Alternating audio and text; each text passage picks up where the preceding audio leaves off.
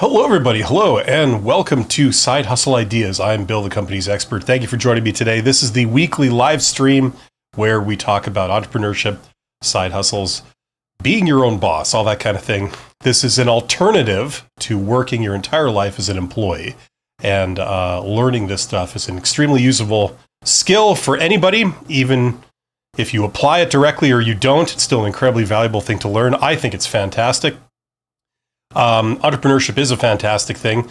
The ability to understand how to convert your value into money directly without needing an intermediary like an employer to do that for you.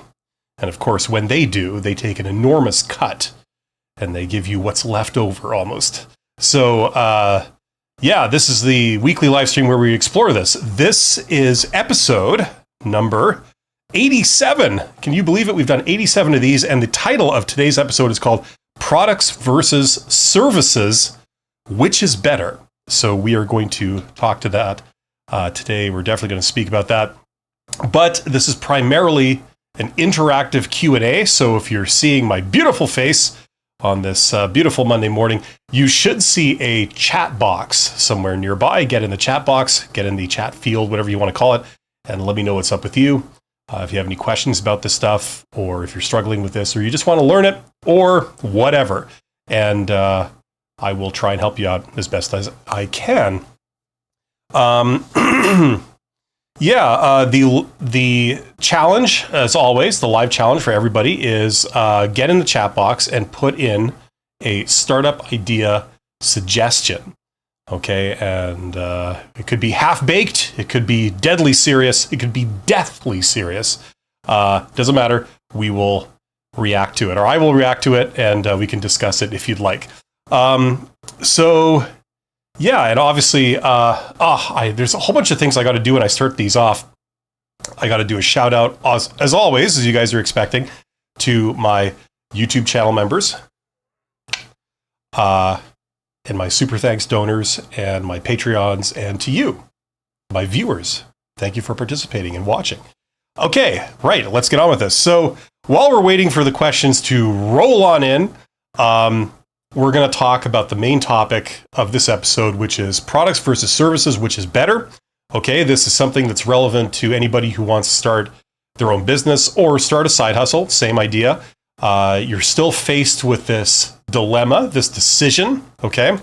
And what's interesting is that you can speak collectively about these offerings, okay?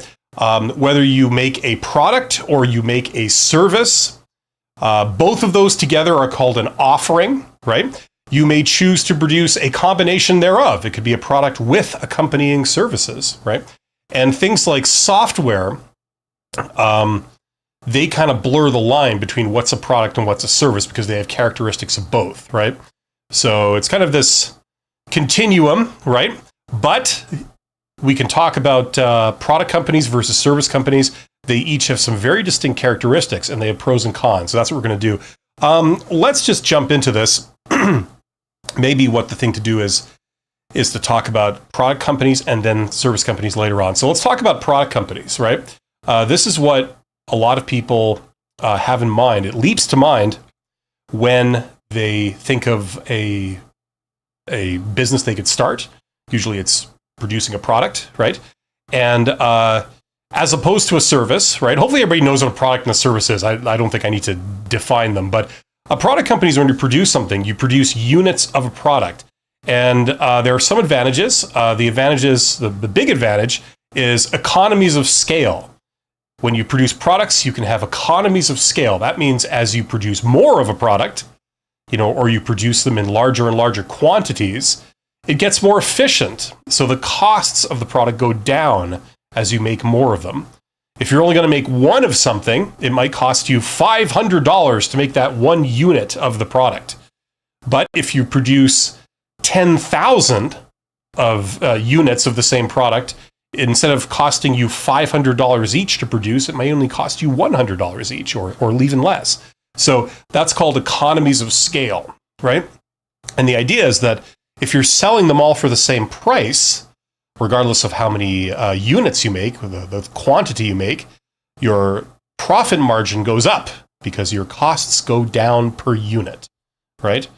In economics, this is something we call the marginal cost. I try not to confuse things with fancy business terms, but that's what we're talking about, basically. Okay, so that's the big advantage of products. So what this means is that, the other thing, I actually think this is an independent characteristic, but the other advantages of a product company versus a service company is scalability.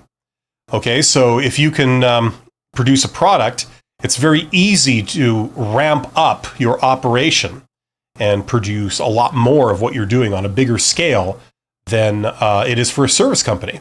Service companies, one of their big disadvantages is that, certainly in the beginning, it really depends on the founder.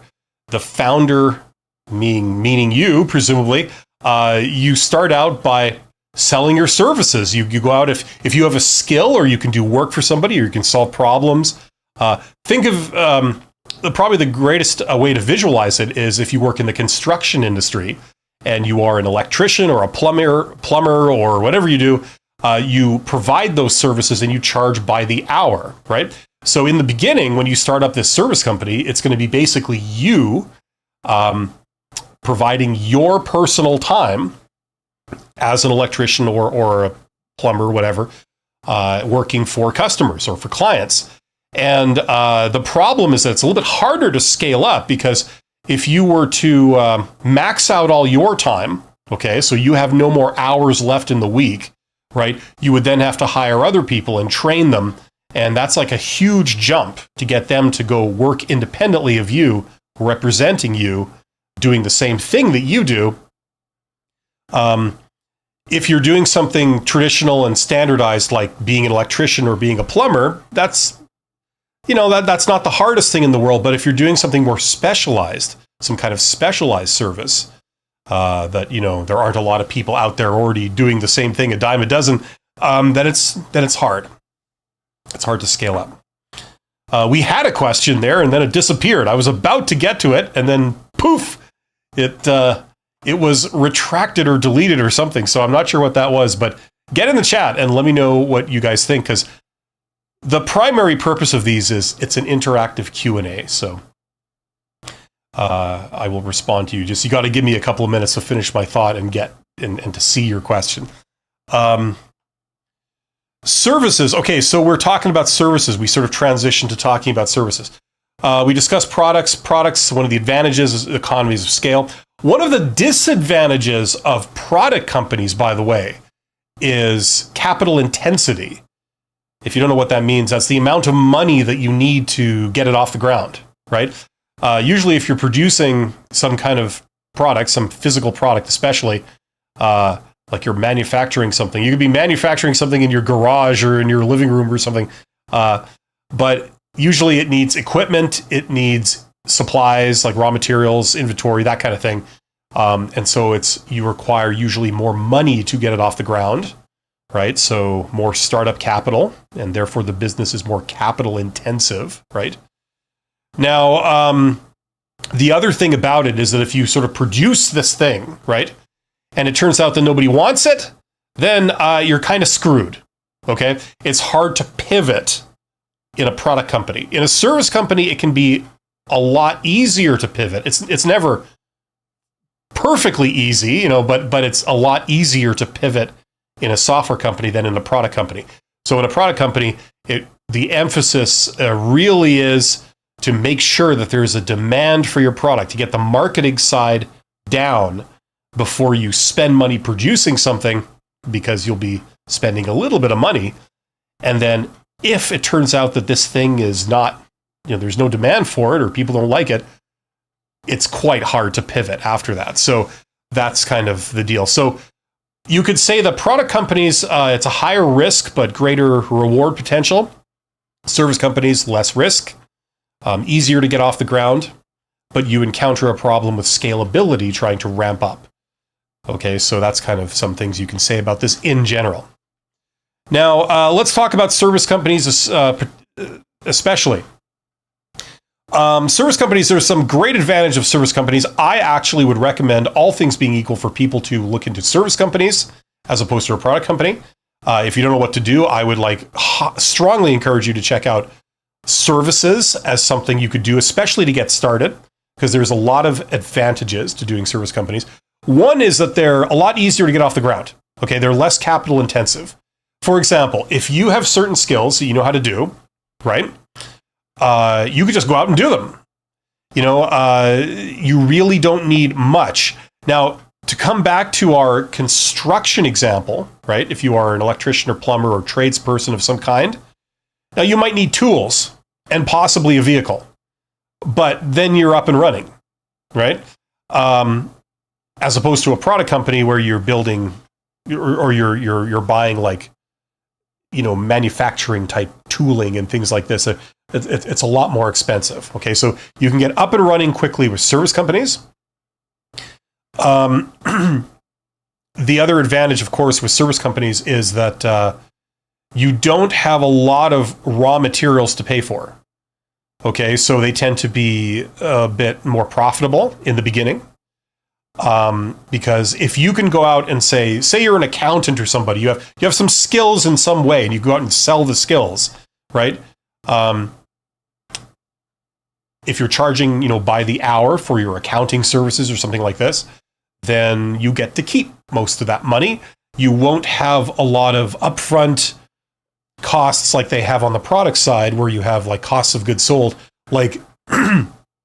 you're selling a product that you charge, $100 for, but it costs you $50 to manufacture. Just the materials alone cost you $50, plus your time, plus other intangibles like R&D and development costs and marketing costs and all that.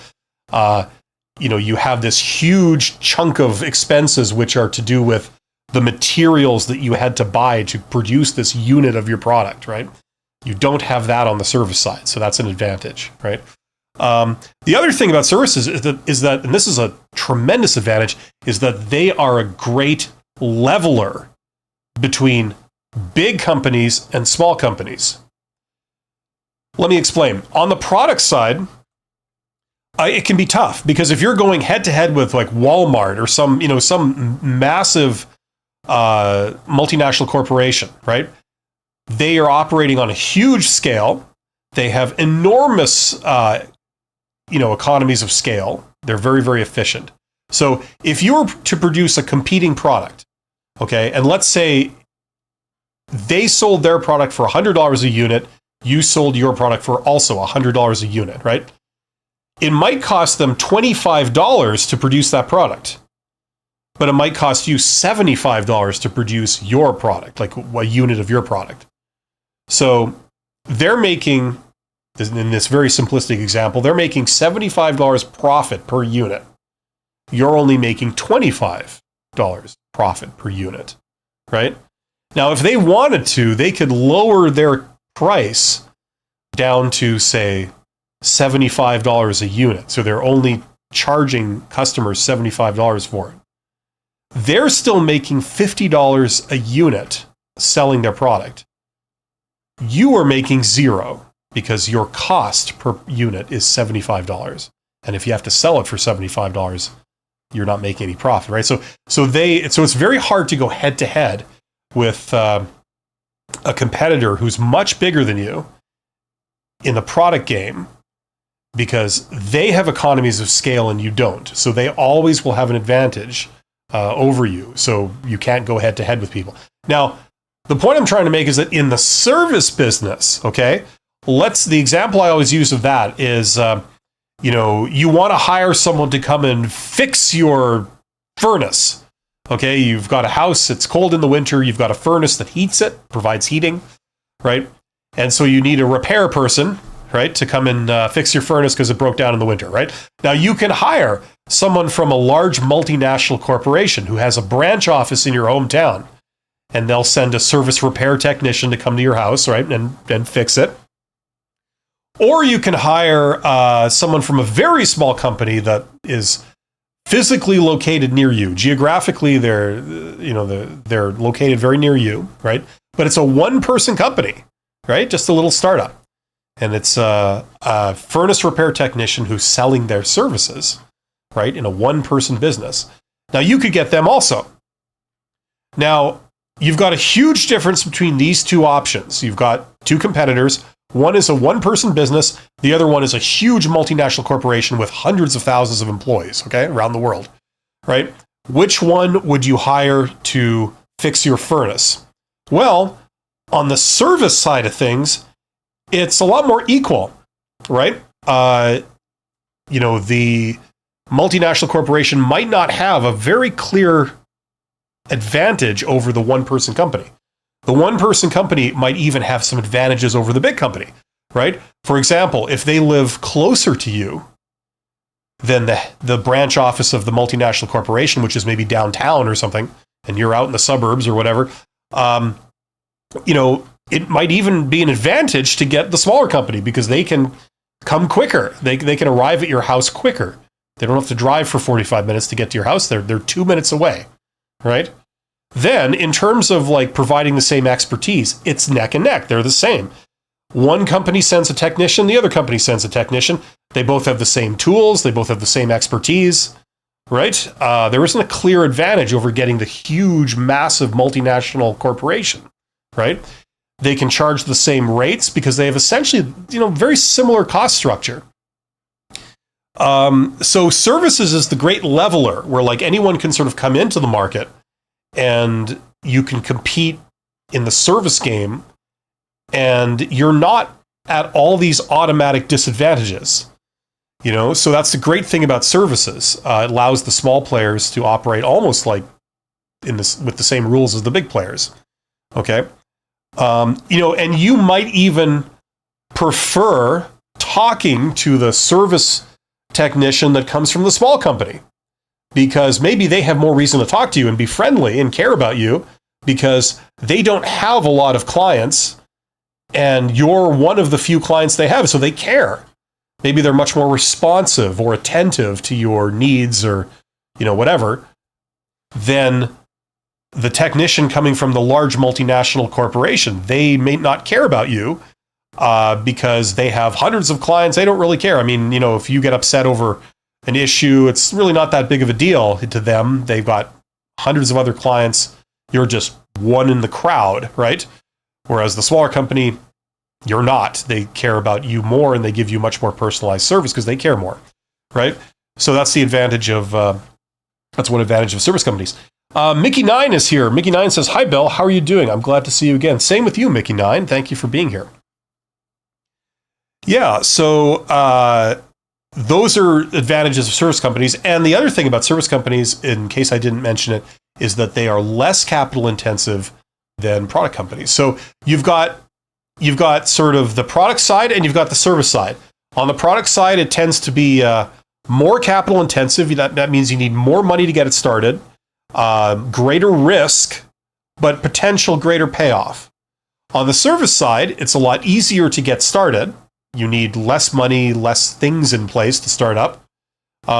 It can be more of a challenge scaling up. So if you wanted to really expand, get a lot more employees and train them to do the service, it can be more challenging than on the product side. Difficult to do, but it's still something that can be done. Now, when it comes to my personal recommendation, I come from, my background is primarily in industrial services. So people that go and fix industrial equipment. So I'm a bit biased towards that because what I've noticed is that in addition to all the things I've said about services so far, okay, you're charging a lot of money to do a job because it's very important. And you're making very big profit margins. You're making like 35% profit margin, or thereabouts, which is a lot steeper than in the product business. In the product business, you could be operating at 5% profit margin. In industrial services, we were operating at like 35% profit margin. Relatively simple to get started. You just need someone with the expertise. If that's you, that's perfect. And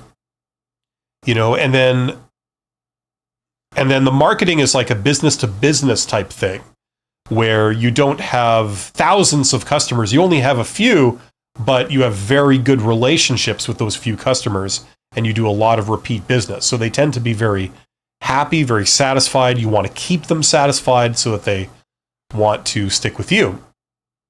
And that way your marketing costs go down because you become the default supplier. Whenever they need that, whenever they need a furnace repaired or something, they just call you. They don't shop around. They don't try several places. They don't get quotes.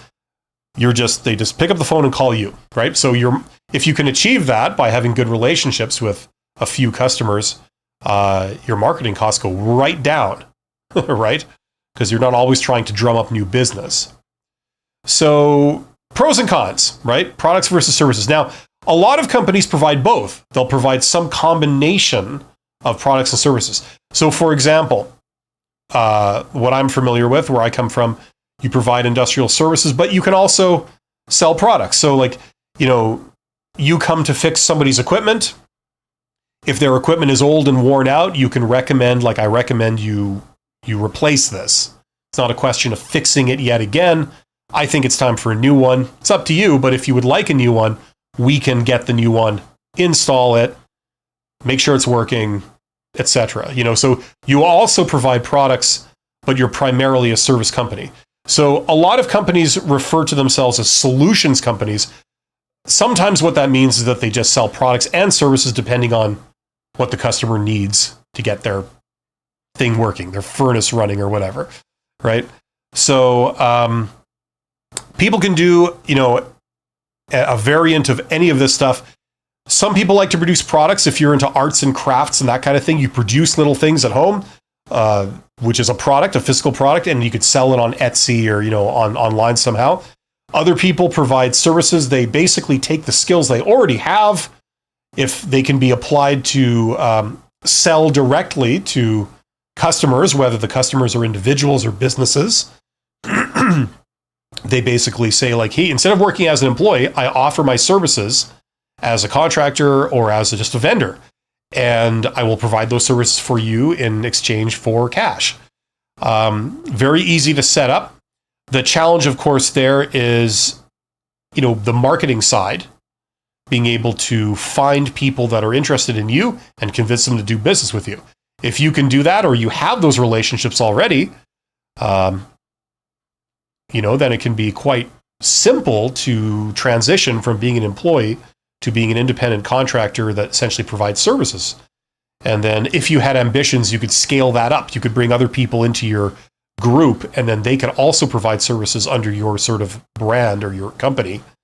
And you can market the whole thing. So there's a lot of opportunities there. There's a lot of possibilities there. It depends what you're personally interested in, what opportunities you have before you, what competitive advantages you might have, and what you enjoy doing. There's a lot of permutations of this that can happen depending on what your interests are.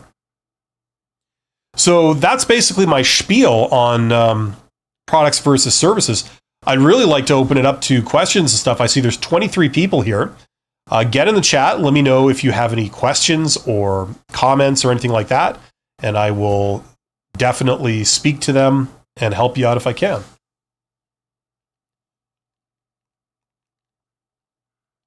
In the meantime, while we're waiting, just a reminder, if you want to learn business, because entrepreneurship is, the secret to entrepreneurship is really knowing what you're doing, understanding business. Check out that course. That's my business course. It's actually more of a program than a course, but there's a link in the description. Best bang for the buck anywhere. A lot of this journey for a lot of people who are not already serial entrepreneurs, you're going to be essentially, you're starting a business, but really what you're doing is you're going on a journey to understand business, right? To understand what to do. Because if you knew exactly what you should produce, whether it's a product or service, and how you should do it, what you should charge for it, and how to market it, who to go to, what to say to them that would convince them to do business with you, right? Who those people were, where they were, exactly how to reach them, and exactly what to say. If you knew that, this would be simple. You'd be making your first million, right? The reason why that's usually not the case that happens is because people are learning what to do. They don't know what to do, right? They're either learning business principles, or they're learning the idiosyncrasies of their particular industry, right? You might understand how business works in general, but you might not understand how your particular industry works. All the little tips and tricks and how people go about doing things in that industry, right? So when it comes to business principles, this course will help you learn business. And just so everyone knows, business is the scientific study of how to make money. That's what it is. So as hopefully you can appreciate, that would be very useful to know if you're attempting to make money. Prime is here. Prime says, how to deal with HR crazy requirement. Okay, well, so Prime, this is a live stream where we're talking about side hustles. We're talking about entrepreneurship. I will be back in an hour and a half. I've got a live stream this afternoon talking about answering questions about how you get a job and that kind of stuff. But this is a live stream that deals with entrepreneurship and side hustles. So that's what we're basically talking about here. Get in the chat. Let me know if you guys have questions about this, products or services, or any other business related question. I'm here to help people out with that.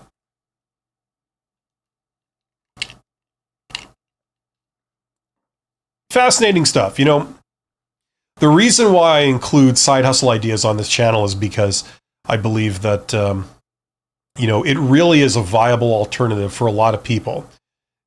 Being an employee is not the only choice you have in life to make money and survive. There are other alternatives. This is one of them, right? You can be your own boss. Basically, you're learning how to convert your own value into cash. Instead of admitting to the world, you know what, I have no interest in learning that. I have no idea how to do that. I'm going to offer my services and I'm going to partner with you. And I understand that you do understand how to convert my value into money. So let's have an arrangement where I do some work for you, whatever type of work it is that I know how to do. And you are in charge of the money. You make the money off me. And then you give me a cut, right? That's what being an employee is. And the problem with that, that's perfectly fine for a lot of people. A lot of people do it and it works out great. The problem is that, just so you know, you're probably generating this amount of value, right? And well, you are generating this amount of value or you wouldn't be an employee. And they give you a cut of about this much. They keep the rest for themselves, right? So if you want to, instead of generating this much value for somebody else, you want to generate this much value for yourself, but you want to keep it all, that's entrepreneurship. Internet Vibe says, what do you think of software as a service? Are they profitable? They certainly can be. It's a very trendy thing. A lot of companies move towards that, regardless and independent of whether it was requested by their customers. That's kind of what happened with that.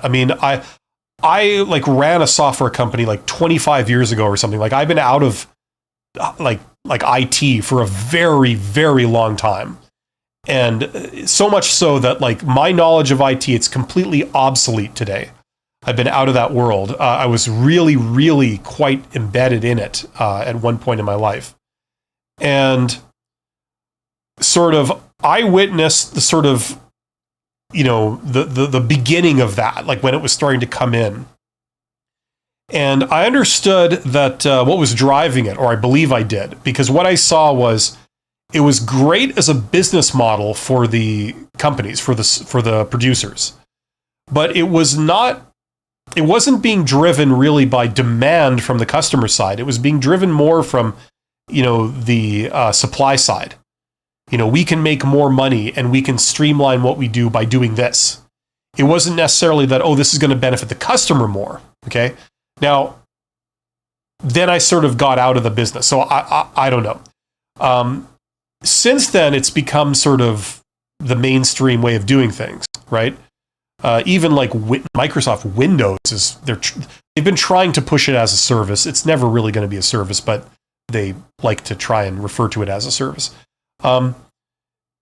So like, yeah, it's convenient, it's profitable, there's a lot of advantages for the companies producing the software, but just the sticking point for me is that make sure it's really what your customers want, because my observations back then and just what little I hear of that industry, it still kind of seems to be the same, is that customers are actually wanting to go in the other direction. You know what I mean? They don't necessarily want software that is constantly changing. You know, like in a perfect world, they would prefer software that just works and does what they want and then it doesn't change. It's more of a traditional product. I mean, I understand, like, you know, security updates and things like this, but customers are not crazy about bug fixes and patches. They want something that just works. They don't feel that that's really much of an advantage. They feel it's like the company's fixing a mistake, and that doesn't really seem like an advantage. The expectation is that it should just work properly the way they were expecting from the outset. You know, I understand that, like, okay, things evolve and things change, so you can get new compatibility, new interoperability, new features, this kind of stuff. So, okay, fair enough. But the problem is that a lot of time that's delivered, at least certainly on the consumer software as opposed to, you know, business software, it's forced upon you, you know? So if you don't care that much, you're fine. But if you really do care about exactly what's going on with your software, like if it's very important, like it's running your business, you don't want just features just showing up one day and other features being removed or changed, you know? But that may be beside the point. You're asking if it's profitable. Yes, it's profitable. You know, if you're thinking of selling a software product that's kind of that hybrid between product and service, yeah, you can make money at it, but you have the same challenges that you always have, which is, you know, it has to be something that people want, right? That's always the challenge, especially in software and in IT. The types of people you get in IT, you know, and I'm just sort of dealing with stereotypes here. The types of people in IT are some of the worst equipped people to understand marketing challenges, right? They tend to be more technical, introverted people that are whizzes at the technical stuff, very bright, but not so much tuned into people's wants and needs and customer scenarios and customer perceptions and all this kind of stuff. So that's always going to be the big challenge that you have with software. Even if you're just writing an app, you're just one person writing an app that you're trying to sell in the Apple Store or something. You know what I mean? That's always going to be the big challenge.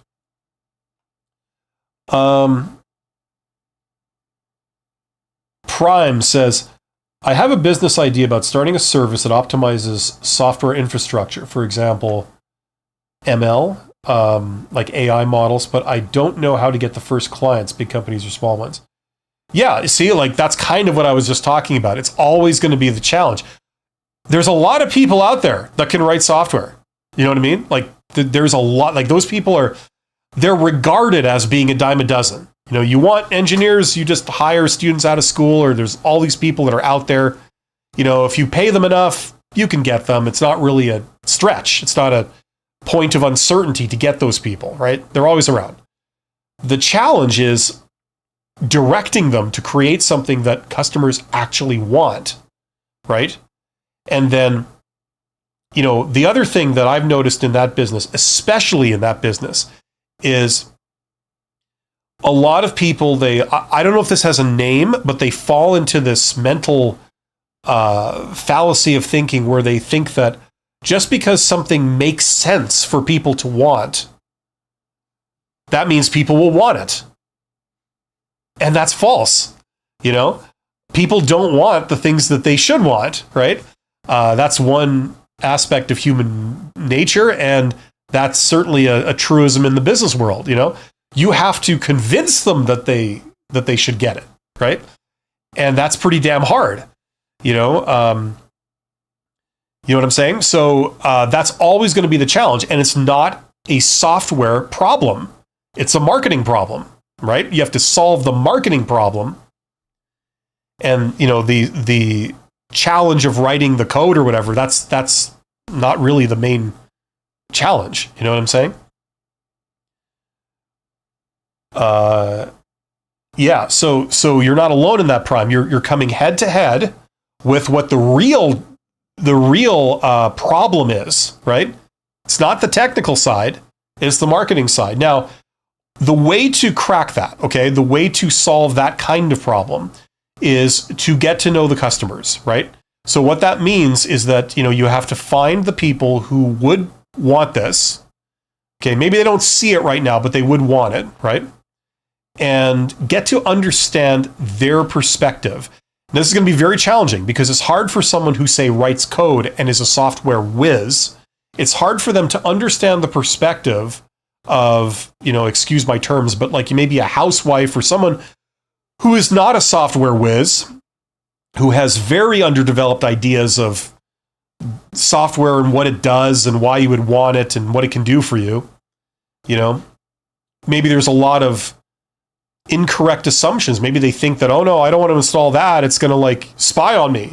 It's like, and I mean, you and I both know that might be asinine, but that is what this person thinks. And convincing them to buy your software is the challenge. So you have to understand that, right? You have to create something that when they see it, they go, I need that, right? Right? That's the challenge. You can't educate your customers. You can't just sit them down and explain, okay, everything you think is wrong. I'm going to lay it down for you. This is how everything works. And now that you know all of that, after you've completed my lecture, now you can see why you should buy my product, right?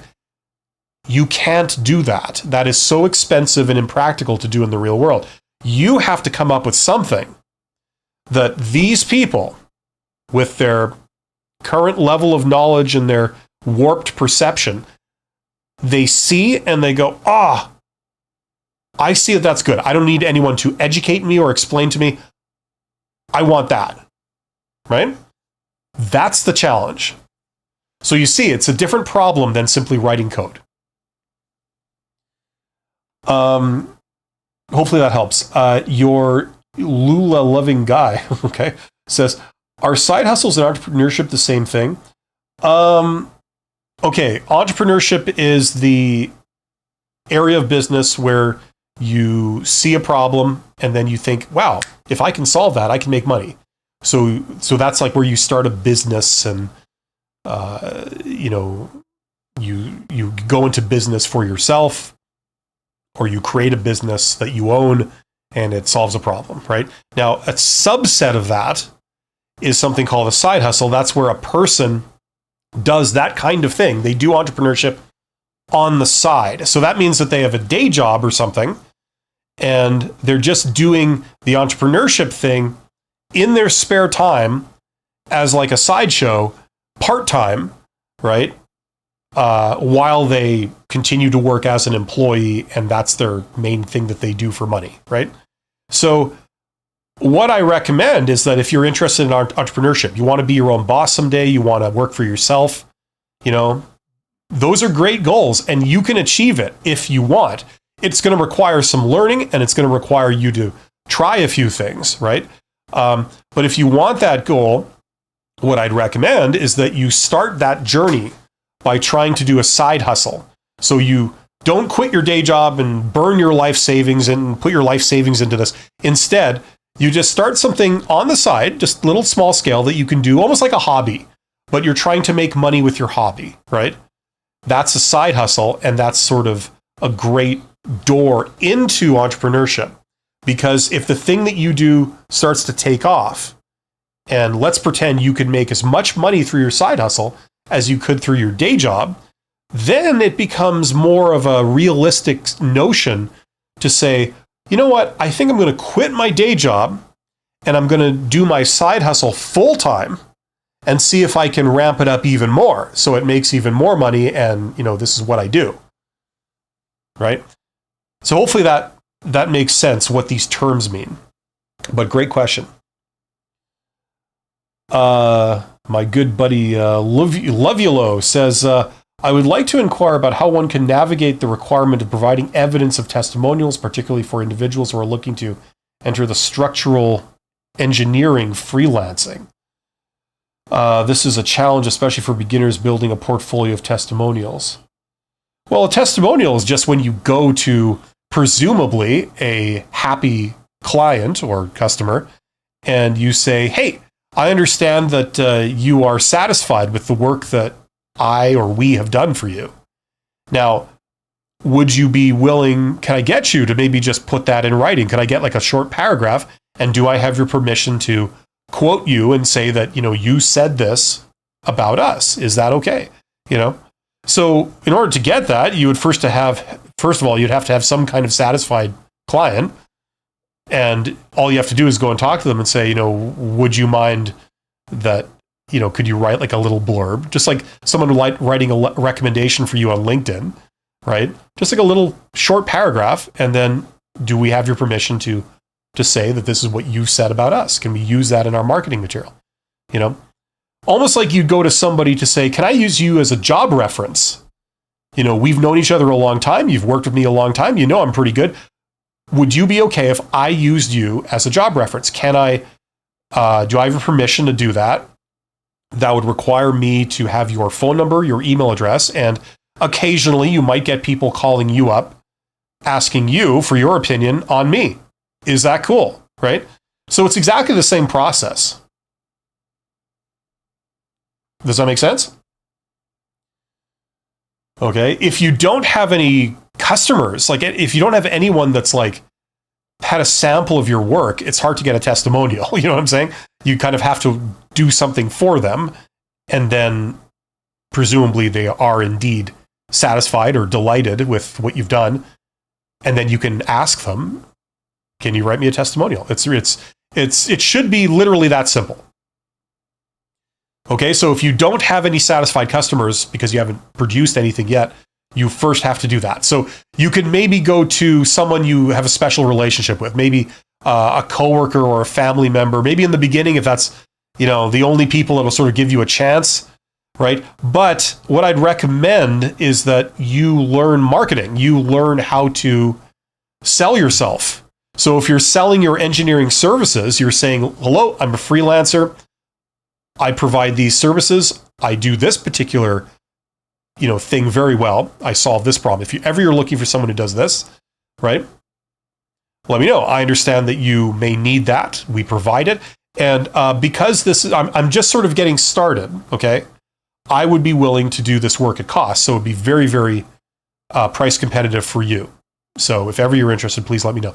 Something like that, right? And in exchange for that, if you are satisfied, I would ask that you write me a testimonial. Something like that. You can trade that for money in the beginning. It's not like you're asking them to write anything that they don't agree with. It's just that you're saying like, if you are satisfied, I would then very much appreciate if you could write a testimonial. So you could do it that way too. Hopefully that makes sense. Internet Vibe says, that's what I'm worried about as well. Like I build a software server, but then not get any clients. Yes. You see, this is the thing.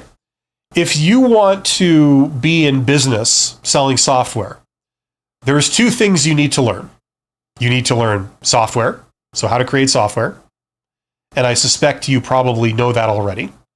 You also need to learn business. As I said at the beginning, business is the scientific study of how to make money. So the moment that you, like listen, let me illustrate. Let's say you have a hobby, and I don't know what your hobby is. You race RC cars, like, remote control cars. You buy the little, remote control car, and you got the little hand controller, and you control it, and it races around, right?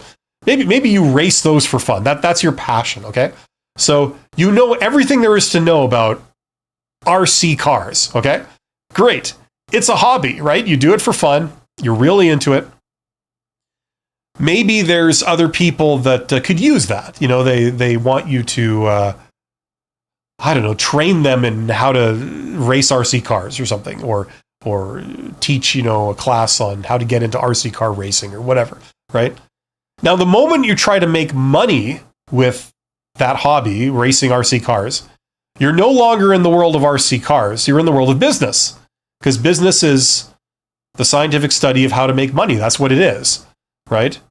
You're not just in the world of RC cars. Now you're in the world of business. So if you want to make money with software, there's two things you need to know. One is software, the other is business, right? Selling your ability to write software or selling your software product, that's the business part, right? So, you know what I mean? Like, you need both of those. Otherwise, you can't make money with it, right? Now, you can write software for fun. It could be a hobby or it could be a research project. You don't need to know business for that. You could just do it for its own sake, right?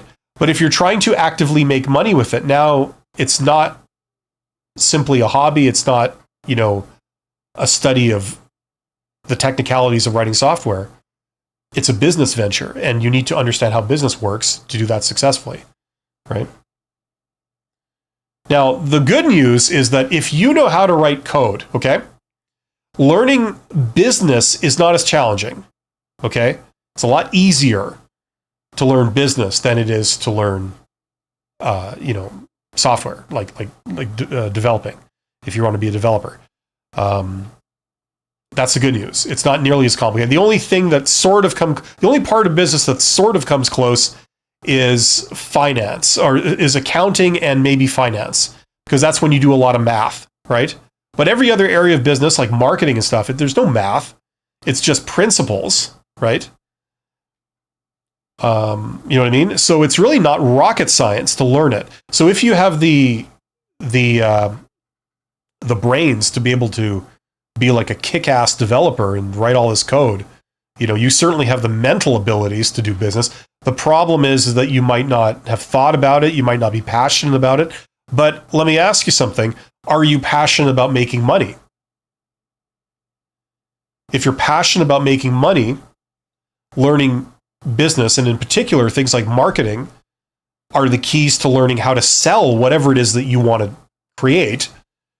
And you might not be passionate about it in itself, but you might be passionate about the result. This is the key to being able to do that. So, you know what I mean? A lot of times people have the technical skills, and I've worked with a lot of these people. You know, they have the technical skills, but they don't know anything about business. And on top of that, they kind of have a sort of healthy disrespect for business. They think, that's crap. I don't need to know that. That's the stuff that slimy salespeople types do. I don't do that. So fair enough. But then they rush ahead, and then they encounter this problem. Oh no, I created this app. This app kicks ass. You know, everybody should want it, but nobody's buying it. And I don't understand why. Right? Part of that is they don't know how to get the word out. The other part of it is they don't know how to make this thing so that it's appealing to the people that would buy it. Right? You know, so all of that stuff, that's all on the business side, right? So in order to solve the problem, you need two things. You need sort of a knowledge of business theory. Okay, you need to learn the basic principles. Then you need specialized industry experience, because every industry operates slightly different. The tactics of how you do everything in different industries changes, right? The culture is different. You know, the actors, like the participants, are different. You know, so you need the theory and you need experience in that business. Now, the experience you can get by doing it. You can try stuff. And the great thing about this stuff is that most of it, you can get started online. So a lot of introverts will like that. Okay. But you have a considerable advantage if you go and hang out with these people and have conversations with them, get in the same room with them and understand how they think, have, you know, like this kind of stuff. So for example, if you wanted to sell like one of the things I do in my spare time is I play guitar, electric guitar, you know, I always have. And so I'm kind of into that as a hobby. And, you know, there's a lot of people that sell technology. They sell like little audio processing equipment and amplifiers and things. Now, if you want to get into that business, you would go to music stores. You'd hang out with musicians, people who buy those kinds of products, people who are in that world. You talk to the store owner who sells that stuff. You talk to the customers who buy it. You get a feel for like This is how customers think. This is what they're looking for. This is what store owners, the sellers of that stuff, this is how they think. This is what, why they have these opinions, because this is what they've observed, and you learn that stuff. You know what I mean? So if you can do that, then you may be able to create software that doesn't just solve a problem, but it solves a problem that when people see it, they go, I recognize that solves a problem and I want that. Without you having to say really much of anything to them. You just show them an ad, or you show them, something to do with your product, some kind of message, and they instantly go, oh, yes, that's what I'm looking for. And then they want to buy it, right? Okay, so you can direct your technical skills to create a product that is such that when people see it, they go, oh, yes. And then that's something you can sell. And then if you also know how to sort of get that message out, promote it to a lot of people that would want to buy it, then it's a success.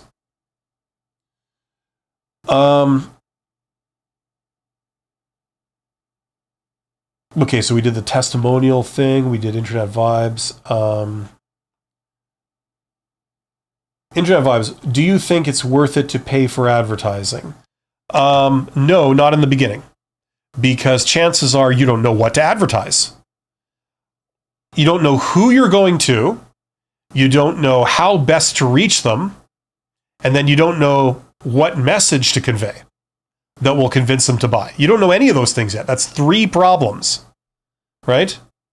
And a lot of times when I've spoken to founders that are like the technical introverted types, they have the technical skills, that makes me jealous. It's fearsomely bright people that understand, coding or whatever, but they are children. They are ignorant of this stuff, the marketing stuff. So you don't solve the problem by throwing money at it, right? Because all you'll do is you'll blow through your money. You'll just burn through your money. It won't really produce any results. You've got to, for example, what I would say is learn the basics of marketing if you don't know it. Because marketing is, within business, there's different topics, right? Like there's accounting and there's, organizational theory, there's economics. Marketing is the field of study about how to make something popular. That's what marketing is.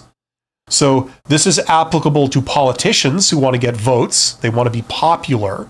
It's also, in this context, it's very important for businesses. They want, they want to make a product or a service very popular, right? How can we do that? So it doesn't start with, here's my product, now how do I sell it? That's not really what it is. Certainly, that's a part of it. Okay, now that we have this thing, how do we promote it, right? But it starts before you create the product. It starts with what type of thing should you create? If you create this, it'll probably be a very tough sell. But if, on the other hand, you created this, a lot of people would probably be more into buying that, right? You know what I mean? So that's marketing. You do it before and you do it after, right? It sort of sits over top of the whole technical thing, right? And the technical thing, from a business perspective, the technical thing serves the marketing function, right? There's no sense in creating something that's really cool, but then nobody wants and they won't buy it, right? That's a waste. From a business perspective, that's the difference between a business and a hobby. Hobby, you do it for yourself. It doesn't have to sell. If it's interesting, if it's really cool for you to do, hey, all the more power to you. Or if it's a research project, same thing. Who cares if people agree with you? Who cares if people like it? That's not the point. I want to do this for its own sake. I want to see how far I can take this, as an experiment. It'll be an interesting study, right? But the moment you say, okay, I want to make money with this, now you have to take into account things like marketing, and marketing says okay, well, the whole purpose of creating something is so that we can sell it. Any work you put towards creating something that we can't sell, that no one will want, That's wasted effort. That's a liability, right? Now that seems limiting, and it does turn off some would-be entrepreneurs. I've seen that. And, they have to make a decision. It's like, well, I started this to do this. Now I'm finding out that nobody wants that, but I'd have to do this other thing over here, and I'm not passionate about that. If that's the thing that will sell, the problem is I don't want to do that. I don't find it enjoyable, right? So they have to make a decision. But if what you want to do is you want to create something and you want it to sell and you want to make a lot of money and you want it to be very popular, if that's what you're in it for, then then you will have less of a problem thinking like this.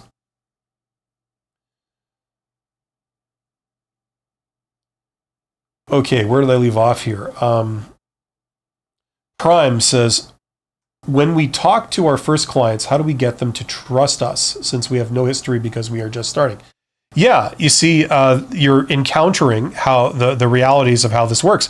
How do you get someone who doesn't know you and you've never done anything for to trust you? You can't. That's not real trust. Trust is earned, right? Now, what you can do is you can get people to take a chance on you. If it's like a very, very minor thing that you're asking, they may make a leap of faith and say, yeah, you're only asking for this. It's your thing costs $1. Okay, sure, whatever. You know what I mean? It's not much of a loss, right? If it goes south, but it's hard to sort of approach someone that you don't know, that you have no prior dealings with, and say, like, I need you to trust me. I need you to trust me with this very important work that you need done, right? The money's one thing that you pay me, but more important than that is like, you're relying on me to do something critical for you. And if I were to screw it up completely, it would not just, your concern is not just the money that you paid me that you feel I don't deserve. It's now I've messed up your operation because you were relying on this and I did a terrible job, right? That's more of the issue, right? So this is what you need to learn. Now, I'm not going to give you the answer in like 2 minutes. This is what they create entire fields of study around, right? So I hate to disappoint. There isn't just one little trick, But the point is, there's a lot of principles in play here. And once you learn the principles of how people behave and how people think, then it starts to become more clear of what you might want to do in your situation. Like, for example, you could say, okay, this is a free trial. Now, a free trial, once again, remember, you don't pay me any money, but it's still a risk because now I'm still relying on this, right? For example, you want to talk like engineering. Let's say there's a construction company. They're designing their new industrial facility. It's got cranes in it, okay?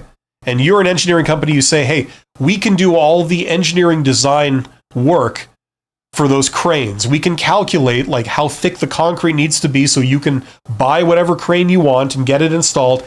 And the building will support the crane and the crane won't fall down, right? We'll do our engineering work for free because we're new and we'd like to make a name for ourselves and we'd like to have you as a return customer. So we won't charge anything, right?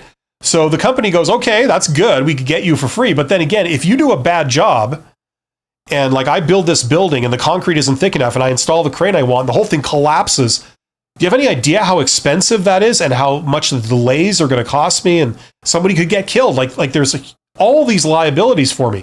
So it's not just your fee that I'm worried about. The fact that I don't know who you are, it's not just about the money. It's about like, I need to rely on you.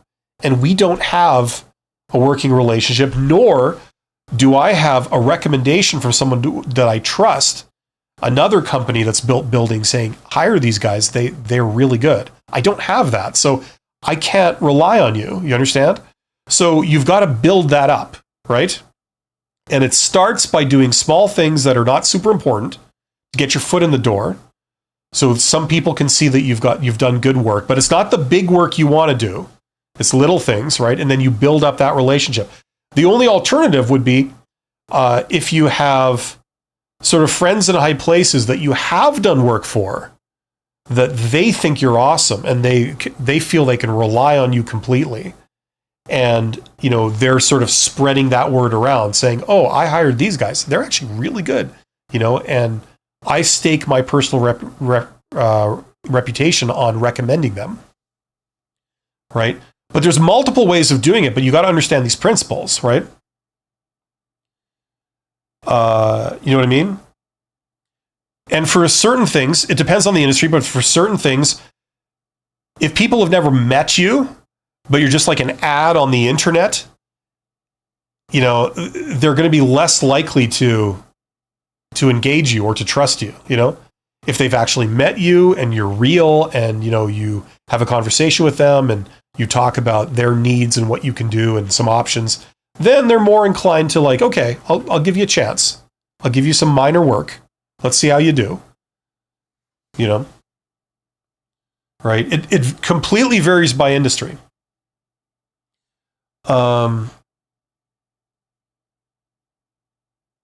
Where do we leave off here? Kasim Khan says, I was interviewed a few days back, my profile hold. What does it mean? Okay. Yeah, we're not talking about getting jobs here. This is about side hustles. Luvulo says, thank you, sir. Great advice. Well, thank you, Luvulo. That's very kind of you to say. Yeah, so that's kind of the principles behind some of this. So, if your goal is to do this stuff and to work for yourself, you can do it, but you do need to learn a few things. Some of them, it's the theory and a little bit of theory, and then a little bit of like industry specific knowledge by, especially talking to your potential clients or customers, getting to know how they think, how they perceive things, what they're looking for, what they're not looking for. Maybe you talk to some of these people and you find that, oh, they have this idea that unless you're a member of this particular organization, you can't be trusted, right? It turns out that's what a lot of them think. Now, you may know that that's crap, right? But for whatever reason, that perception is out there, So that might, so knowing this, you might say, okay, it's a valid business move for us to pay money and jump through a couple of hoops to become a member of this organization. Even though we think it's silly, we don't need that organization, but it's regarded as a sign of legitimacy by most of our potential customers.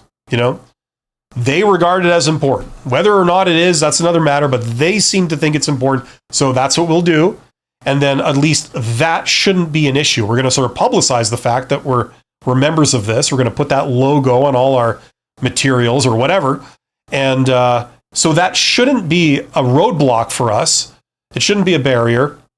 People will be more willing to do business with us because they put a lot of faith in that status or that certification. Things like this. You would never have known that had you not hung out with your potential customers and interacted with them. Maybe you go down to a trade show where, you have a booth or something, you show off your product or service and, your people are talking to you and, all your potential customers and stuff are there and they're telling you this stuff, or you go and you interact with them some other way and you get this kind of feedback then. Right? So, all you need to really get started is you need like one or two customers. So, a much more realistic goal in the beginning is just like, don't shoot for the moon. Don't like be thinking about when I get millions of customers. Instead, think of like, okay, I need to get 5, or if I haven't gotten any, I need to get 1. Okay. I got 1 customer. Somebody wants me to do this. Okay, great. Now let's see if I can get another 4. That'll be my next sort of hurdle, right? Maybe you got 1 customer, but you kind of know them. They're like friends or family. Let's try and get 1 customer that I have no personal connection with. That's the problem I have to crack in order to prove that this is going to work.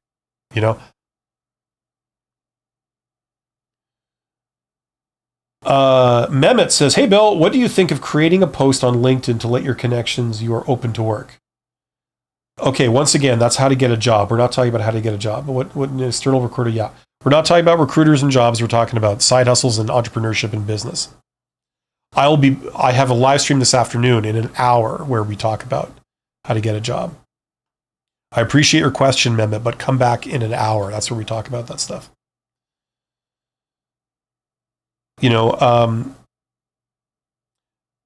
the last person's point, like I have advised a lot of startups and things, which are not quite side hustles. They're not quite traditional business. They're more like riskier, kind of more innovative businesses. But the problem is that like they start out and they get a bunch of clients. The problem is every single one of these clients is like their friends and family members. So it creates the illusion that like they're on their way. They're started and they're going, It's like, no. You need to impress somebody and get them to want to do business with you who you don't know, Because if you can do that just once, then there's a chance you can lather, rinse, repeat. You can get 2, 5, 10, 50, 500, and so on, right? You have the formula, right? But you just need to get that first one. Someone that you're not connected to, someone you don't know. There's no personal connection there, but you convince them to buy what you're selling, right? That's like the big hurdle in the beginning.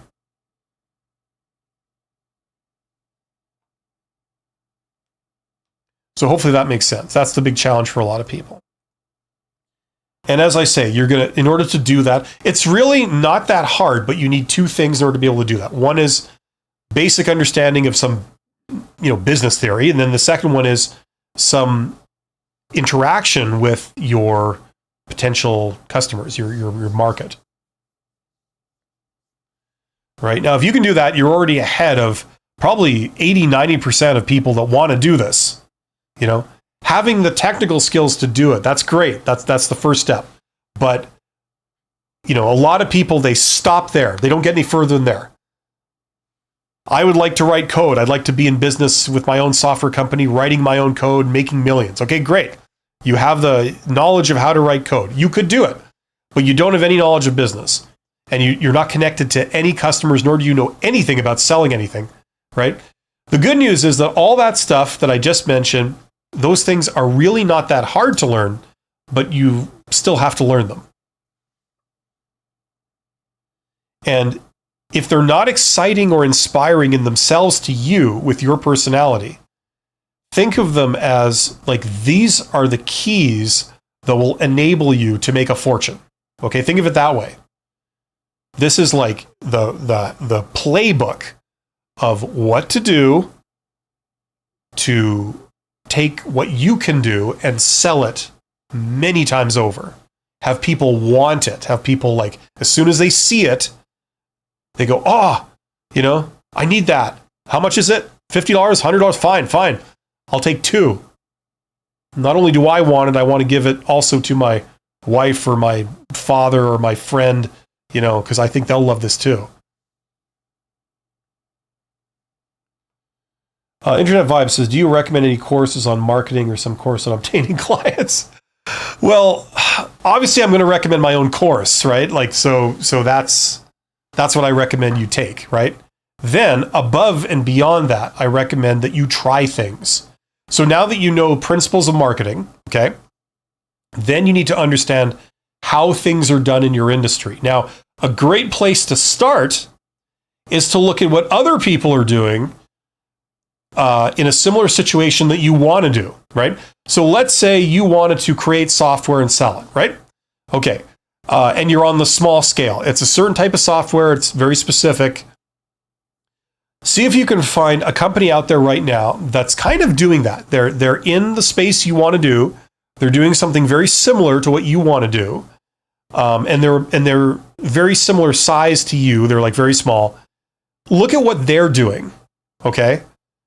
See if you can figure out what they're doing.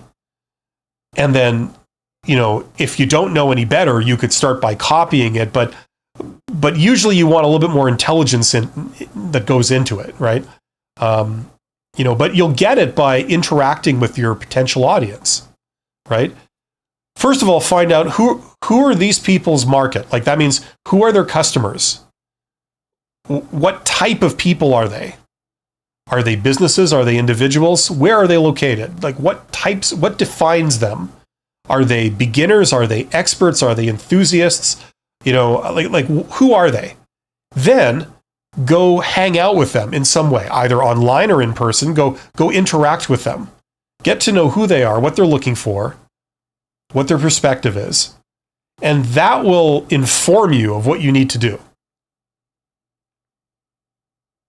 Okay? So learn the theory first, and then it's a matter of investigating who these people are. Like, you see, business exists to solve a problem.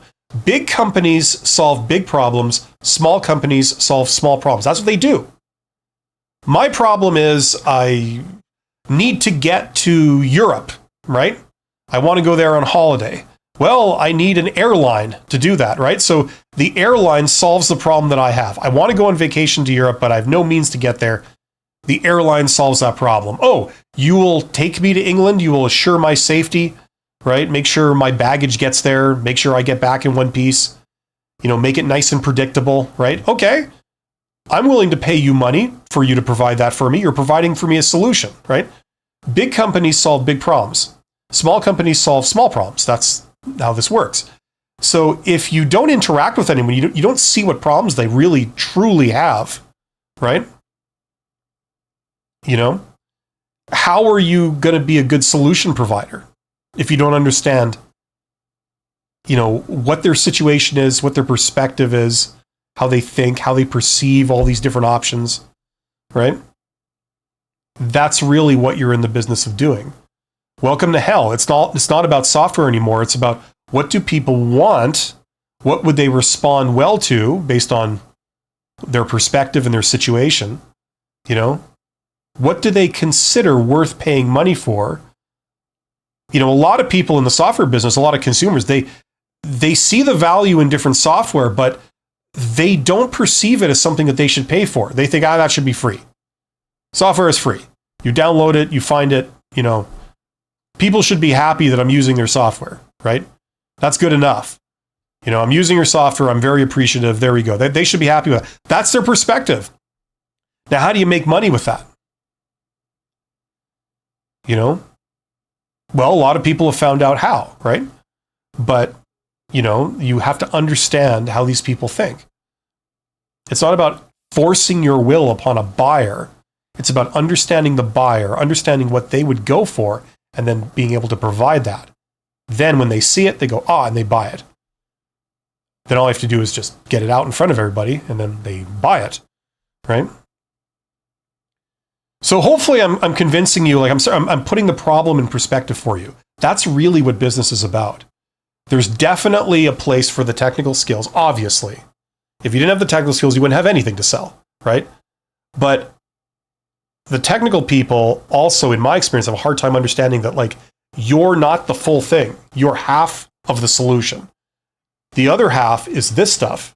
And if you have no respect for it or appreciation for it, you won't really get anywhere until you recognize it for what it is. That's pretty damn important. Not only do you have to have respect for it, you have to learn it. Right? Now, if you can do that, okay, if you've got the technical skills in your head and the marketing skills, and you have a lot of experience interacting with potential customers, really getting to know them, you will have something that very, very few people have. There's a lot of technical people out there, but very few technical people that also understand that stuff. And those are the people that succeed. Okay, so anyway, hopefully that makes sense. I'm going to wind this down soon. There are 20 people here. Thank you for being here. Check out that course. Okay, if this is my version of an MBA. Okay, basically it's a reading list. You order the books on Amazon. They're the same books they use in MBA programs around the world, in some of the best schools, like Harvard Business School in their MBA program. A lot of schools in the States, all the Ivy League schools, they use a lot of these textbooks, right? And you're reading the same book, you just get it for cheap off Amazon. You read it yourself, not as part of a course. You just read the material, right? Now, I provide some videos. I kind of guide you through it, but you get your learning from the textbooks, right? You don't get it from me. It's not my flavor of it. It's you're getting it right from the source. Okay? You don't have to pay 5 figures to learn this material. You read it, you get the same result. Now, the advantage of doing this with me is that if you just want to skim it, you can. You don't have to go super in depth in every subject. If you're not interested in learning the finer points of accounting, that's fine. You could skip that. You could get a general overview of accounting and then move on to marketing, and then maybe go deep in marketing or something. Maybe you don't care much about economics, you just skim it, right? But maybe you're super into finance. You're really fascinated by, like, how can I raise money, and how can you make money, and how can you think about the financial dimension of a lot of business decisions, so when you make them, they tend to make money. Maybe you're interested in that, so you go deeper into the finance part. You can do that. That's the beauty of this. It's extremely cheap. It's like, what, 2% of the cost of, like, doing a brick and mortar MBA in a lot of places. For example, in my hometown, if you were to take a MBA program from the local university, they charge in the neighborhood of $50,000 for an MBA. I'm providing you essentially the same material for $100. The catch is that it's not accredited because there's no evaluations, there's no test. If you want to skip the whole, skim everything, that's fine. You can do it. There's nothing that says you have to learn it in depth. There's no assignments, no tests. You can do all that stuff. You can do problems and look at the solutions and do it that way if that's what you want to do. But a lot of people don't want to do that, especially not for everything. So this is a way for you to learn you have access to the knowledge. You can go in depth if you want. You could just do it very quickly if you don't want to. Totally flexible. So if that's what you're looking for, this is my solution for that. The value is in the intrinsic value, not in having a fancy piece of paper you can use to impress people to get a job or something. That's not what it's about. Okay, so check that out. There's a link in the description if you are looking for that. But besides that, go out and learn about the people who would buy whatever it is that you're thinking of selling. Learn about the customers. Go to where they all congregate online, and then do it also in the real world, okay, if you can. And it's very simple to do when you're in the same room with these people. You just ask them questions, What do you think of this? What do you think of that? Do you ever look here? Do you ever look there? Do you ever consider this? And they'll tell you how they regard all these things. It's really not rocket science. But that's what I recommend everyone does if you're serious about this. And then if you got the technical skills, you're set. Can the course be $10? No, it can't be. Considering it's selling something that's worth $50,000 for $100, that's pretty good. And besides, what's $100 when you're committing to, like, reading several textbooks? You know what I mean? That's far greater commitment.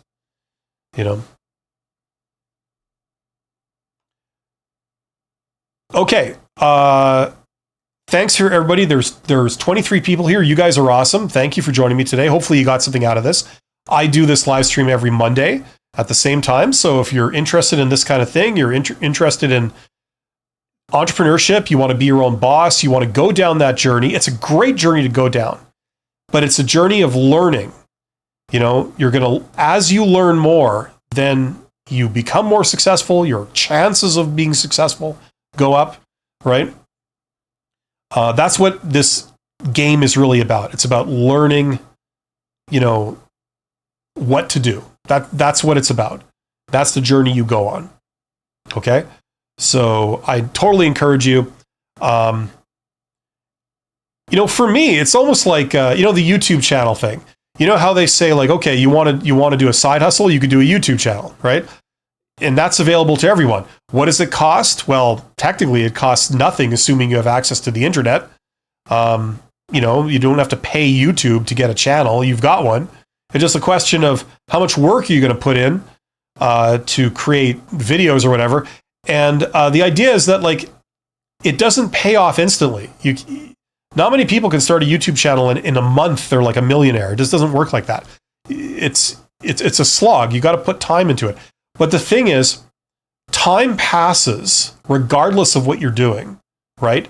So if you don't work towards anything, time is going to pass anyway. It's just that at the end of that amount of time, say like a couple of years, you'll have nothing to show for it.